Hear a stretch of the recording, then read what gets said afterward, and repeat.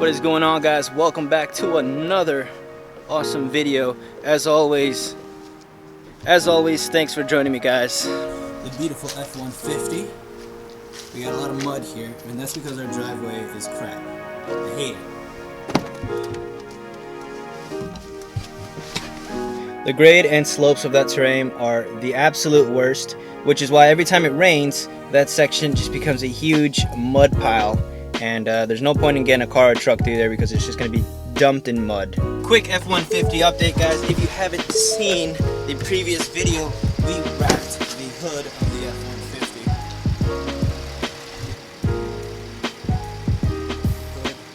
F-150. So today's endeavor involves us being artsy and craftsy with the Subaru and maybe the truck.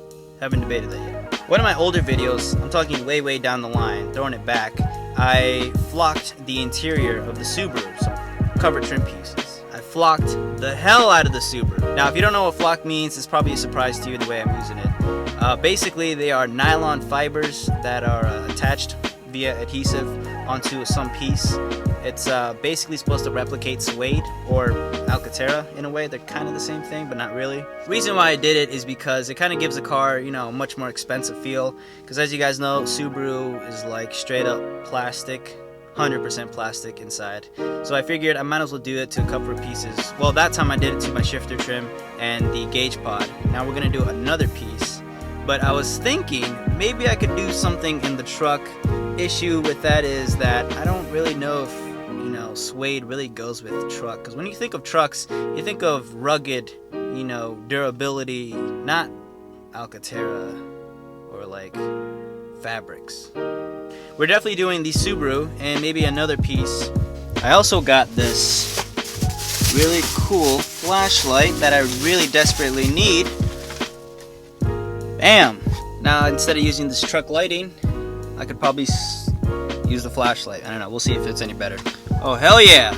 Light makes a big difference. I shouldn't have looked at it. Now my eyes are kind of stinging. But damn, that's a big difference. It looks like there's some, I don't know what's going on. The camera's picking up like that LED action where it kind of flashes a lot, but it's not actually flashing. I don't know. But the lighting is a hell of a lot better, guys. Not bad. 12 bucks well spent. Here she is. Look, pride and joy. Real quick, let me just show you guys what the hell I am talking about, because you guys probably have no idea what I am referring to. That, ladies and gentlemen, is flock. See, now this is out. Now disregard the dust around the dust boot, the dirt shift boot. Damn it! This is actual proper Alcantara. This is the Suede fibers that I am talking about. Now it certainly looks a lot nicer than plastic. Not to mention, guys, that it feels nicer than plastic too.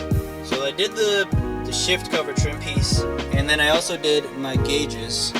So that's what it used to look like, plasticky, and that's what it currently looks like, non-plasticky.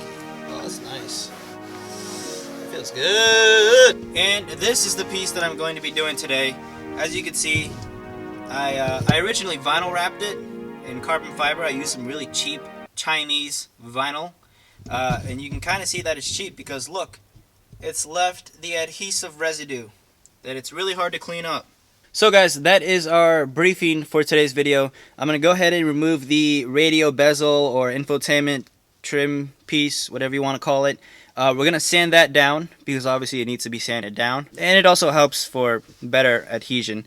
And then we're going to go ahead and flock the thing, and I'm going to show you the kit that I use and everything that it comes with so that you can flock at home and achieve these oh so sexy results. The funny thing is, whenever I would do something like flocking it, I would always make sure I have a second piece. Pretty obvious that you can't really go back once you've already flocked something, so I always had a second piece. Hence I had two shifter pieces. I ended up buying one from some dude on the forums, and my original one is obviously with me. So that's it. Fairly easy. Look at that. Did that in like 0.5 seconds. Would also be cool to replace the head unit and get an actual nice like LCD head unit. Now there's a bunch of them on eBay and Amazon. I don't know, guys. Maybe a future project. Here we have everything that we're gonna basically need. We have the radial bezel piece. I've already removed the air vents because obviously we don't want this covered in the suede fibers. So I took that out. Now let's look at the kit and what's included in here. First thing is you'll get this bag. Now you can pick your color too, but I obviously went with black. So here you can see the Suede Tech spray-on suede fibers. These are the tiny little fibers that are gonna spray on and give you that awesome finish. And then here you have your adhesive. Now obviously you wanna make sure you match the same color as your fibers so that it all plays together. And then lastly you have your applicator. Basically you load the sucker in here and then you have these little things that burst out the fibers and get maximum coverage. Pretty fun little tool. And that's it. Alright, so first off I'm going to start by slightly sanding down the adhesive portions. Not too much though, but just enough to at least get it off. That's good enough. It doesn't really matter, the adhesive is going to cover it anyway, so it's just a little precaution. This side actually doesn't really need it, so I think we're good. Obviously want to clean it off. Clean off any dust, and then let's go ahead and start the application here process. Gloves. You're dealing with adhesive, guys, so I would be extra cautious.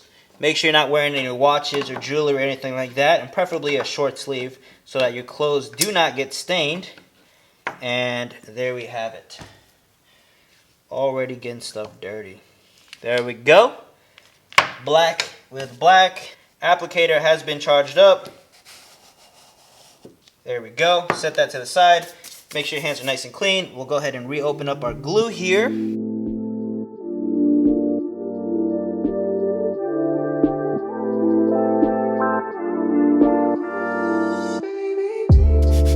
My technique is just to hit it all.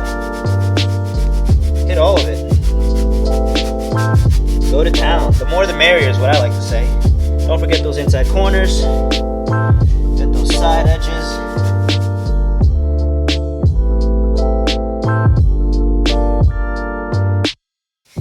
And I probably oversprayed the hell out of it. But like I said, better to be safe than sorry. I don't want to come back here and be like, oh crap, there's a spot that I missed. And you can't really touch it up. Well, you could, but it's very tedious. Alright, I think that's pretty much it. I think we got a good chunk of it here, actually. Give it that quick. Wow, looks beautiful. Oh, top. Always good to have, and the bottom, and the sides right here. Whew! Making sure every single spot has been covered by the fibers. The other thing too, guys, is because when you're pushing out air, you're pushing compressed air onto it. So you are also theoretically taking off fibers from the piece. So be gentle with it and keep your distance as well. I think we're out. Next step is to play the waiting game, guys. Now that we have the piece flocked up, all we have to wait is 10 to 15 hours. Now that is what the flock it instructions say. That you should wait 10 to 15 hours for the thing to properly cure. And then at that point, you'll be able to lift the piece up. Well, it'll be dry by then, but at that point, you'll be able to lift the piece up, flip it over. All of the oversprayed fibers will come right off. So that's why I say, guys, there is literally no such thing as overspray when it comes to flocking. Will you go through more of your supply? Absolutely. Are you guaranteeing more of a better result? Does that make sense? Are you guaranteeing a better result by doing so? Yeah, so I think it's a pretty good payoff, guys. That's kind of what I did. I definitely went overboard on the fibers because I just didn't want what happened in the Subaru. Here, let me show you what I'm talking about, guys. Right there, you can already see it without the light. Bam, this whole little strip, you can clearly see the original color. The other thing too, guys, is I did the shifter trim outside on the deck, which I actually learned was a mistake because, hang on, let me get the lighting, was a mistake because there was wind that day, and wind actually ended up pushing fibers off the piece. So that's why there's some areas where the fibers are not there where they're supposed to be. So that's the other thing too. That's why I did the shifter trim piece indoors in the garage. We need to give that 10 to 15 hours, which for you will be now. There we have it. I think the thing is properly cured. I gave it the entire night. It looks super fuzzy. I kind of want to touch it. There we go. Wow, looks like a giant carpet. Last step is to lift the piece up and turn it over, and all of the overspray will fall right off. There we go. Gotta give it the old tap. And there we have it.